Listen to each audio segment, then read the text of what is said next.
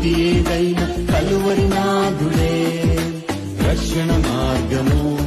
నీ స్థితి ఏదైనా, గతి ఏదైనా, వృత్తేదైనా, భృతి ఏదైనా కలువరి నాథుడే రక్షణ మార్గము.